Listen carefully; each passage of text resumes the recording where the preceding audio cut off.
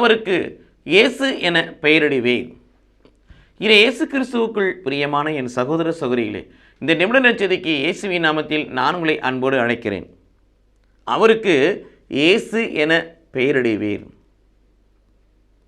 ஏன் இயேசு என்று பெயரிட்டார்கள்? அவர் தம் மக்களை அவருடைய பாவங்களிலிருந்து மீட்பவராய் அவர் இருப்பார். ஆகவே இயேசு என்ற பெயர் அவருக்கு வழங்கப்பட்டது.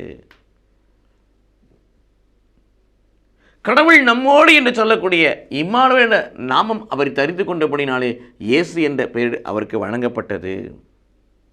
லூக்கா 19:10 பிரகாரம் இழந்து போனதை தேடி மீட்கவே மனிதகுமாரன் பூமிக்கு வந்தாண்ட வார்த்தைப்படி அவர் வாழ்வு அமைந்தபடினாலே இயேசு என்ற பெயர் அவருக்கு கொடுக்கப்பட்டது, வழங்கப்பட்டது. கடவுள் வழங்கினார்.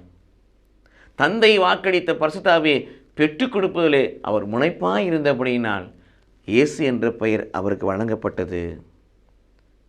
தன் ஆடுகளை பார்ப்பது மட்டுமல்ல, பராமரிப்பது மட்டுமல்ல, பாதுகாப்பது மட்டுமல்ல, எல்லாவற்றும் தன் ஆடுகளுக்காக உயிரையும் கொடுக்கிற தெய்வமாய் அவர் இருந்தபடியினால், ஆயனாய் இருந்தபடியினால் இயேசு என்னும் பெயர் அவருக்கு பொருத்தமாய் இருந்தது.